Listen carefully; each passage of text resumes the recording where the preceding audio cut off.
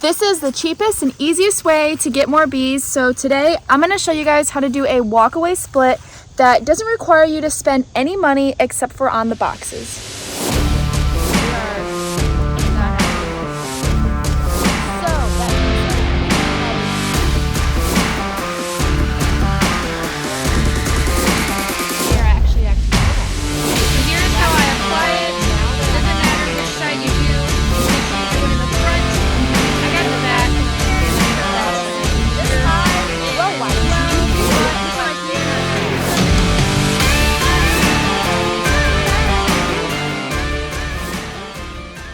So I am not sure about the more southern states, but I usually like to say, for here in Michigan at least, that I want to have all of my splits done before the end of July, just because you never know what winter's going to bring. You never know when the cold's going to hit, especially since our winters have really been changing now.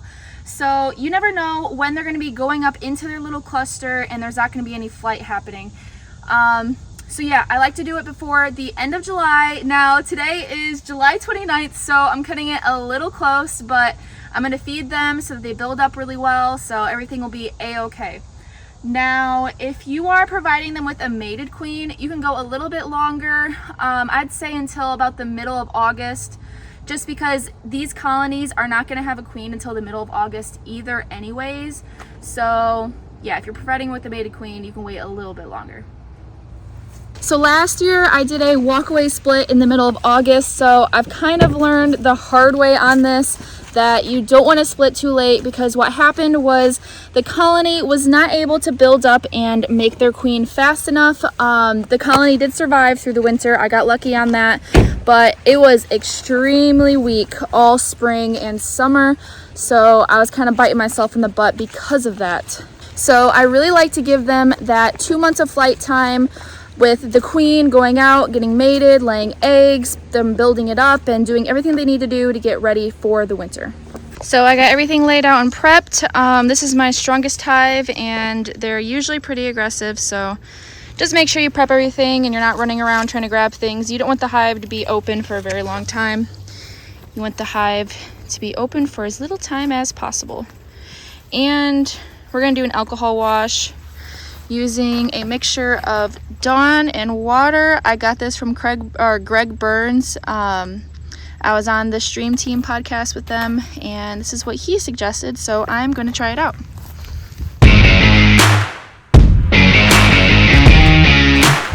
Okay, so what you want to be looking for when you're selecting frames to do your split is you want to make sure you are putting in eggs, larvae of every age, and brood into the new hives, and you want to make sure you're keeping that in your original hive as well. You especially want to make sure you are getting eggs in there, because they're going to take the youngest larva. They preferably want a larva that just hatched from their egg to turn that into a queen. So make sure you have eggs in there. It's really important. Alright, so this is what they're looking like. It was a little chaotic there for a minute, so yeah, now I'm back. But what I like to make sure that I see when I'm making a split is, so this one is a little thin. You can make them a little thicker if you want. You can do more frames. I've even done any hives that have like 2 brood boxes. I've done just throwing 1 box on one hive and 1 box on the other and doing a split that way. But so a 3-frame split, I like to make sure I have 1 frame that is all full of eggs and milk brood. So larva that is of every single age you can possibly get.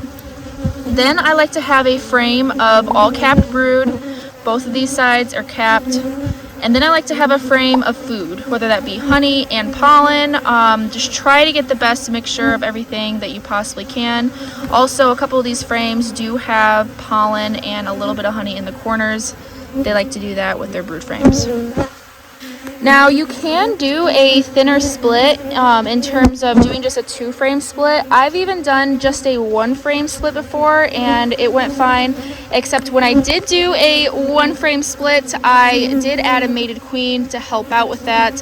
And you also have to make sure it's the right time of year and that you're about to hit a nectar flow in order to do this. You don't want to do this at the end of the year, a 1-frame split. Yeah, no, I would not suggest that. Also, I did forget to mention that when you are going through your hive and looking for frames that you want to take for your split, make sure you look over those frames very well. It's so easy to miss a queen, but you want to make sure you're not taking out your queen and putting it in your hive.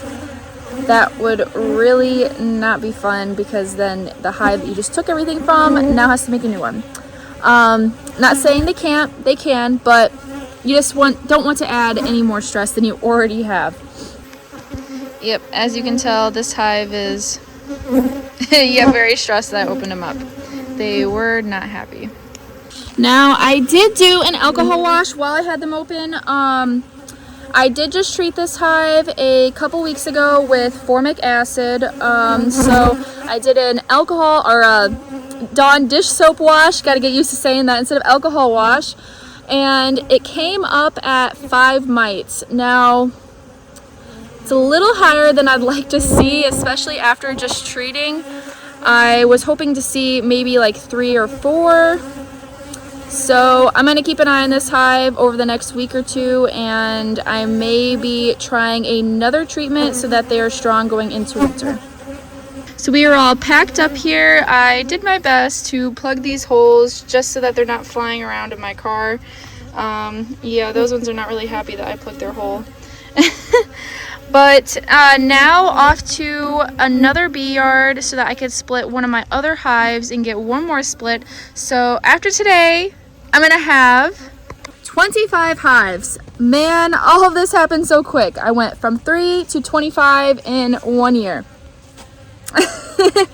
But I hope this video was helpful for you. Walkaway splits are super easy. They're not difficult at all. As you can see, now all you do is you just leave this hive, check on them, make sure they're making a queen. You want to make sure that you're seeing a queen cup within the next week for sure. Honestly, they'll probably build one out in the next couple days, but make sure you have a queen started within the week. Otherwise, you probably should bring in a mated queen of your own. But yeah, I hope that was helpful, and I will see you guys in the next one.